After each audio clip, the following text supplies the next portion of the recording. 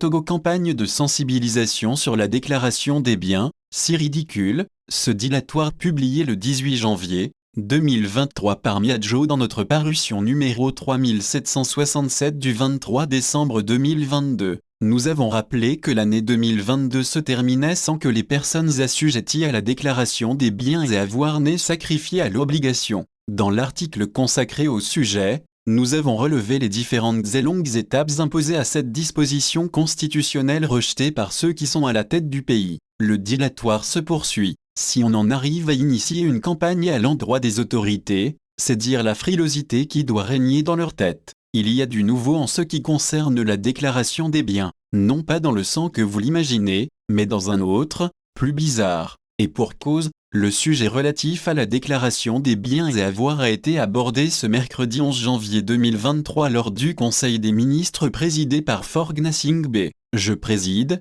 ce jour, la première réunion du Conseil des ministres pour l'année 2023. Nous examinerons un avant-projet de loi relatif au développement de l'écosystème d'innovation au Togo, ainsi qu'un projet de décret réglementant la redevance de régulation du système des contrats de partenariat public-privé dans notre pays. Le Conseil écoutera également des communications portant notamment sur le déroulement à Lomé de la deuxième édition de l'Africa Financial Industry Summit, AFI, qui a connu un succès sans précédent et renforcé la position de notre capitale comme plateforme financière de renom, Atwet et Forgue Gnassingbé. Avant d'ajouter, sont également prévues au titre des communications, l'étude d'impact des véhicules lourds sur les infrastructures et la campagne nationale d'information et de sensibilisation sur la déclaration des biens et des avoirs. Une campagne nationale d'information et de sensibilisation sur la déclaration des biens et des avoirs. Quelle ingéniosité de ce gouvernement qui a promis en octobre 2020 gouverner autrement. Après avoir passé plusieurs années à traîner des pieds, à faire du surplace et à opérer des marches à reculons,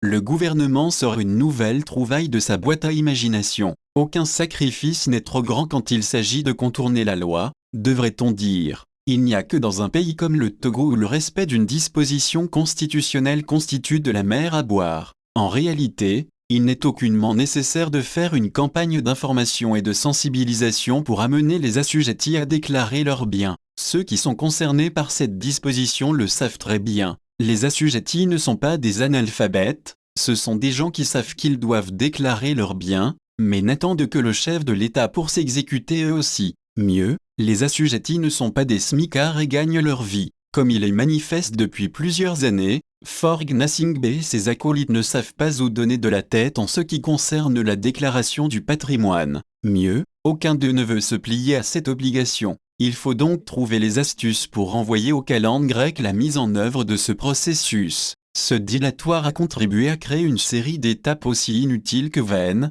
Pourtant, en 24 heures, les textes peuvent être réajustés et rendus exécutables. Si en 2005, les gens ont pu passer de simples députés à président de l'Assemblée nationale puis président de la République par intérim en quelques heures, le fait d'annoncer aujourd'hui une campagne nationale d'information et de sensibilisation sur la déclaration des biens et des avoirs montre à quel point le sujet dérange et menace de déclencher des urticaires aux premiers assujettis qui doivent montrer la voie. Cette campagne de diversion qui s'annonce va simplement servir à retarder l'échéance, mais surtout à dilapider de l'argent pendant que le pays est constamment à la recherche de moyens pour financer son budget. Le Togo ira régulièrement sur le marché régional pour solliciter près de 574 milliards francs CFA cette année. Aussi, faut-il noter que la campagne annoncée par Forgue Gnassingbé ne devrait pas constituer un alibi pour se soustraire durant un moment à l'obligation de déclaration des biens. Jusqu'à preuve du contraire, la loi sur la déclaration des biens ne dit pas qu'une étape de sensibilisation est obligatoire.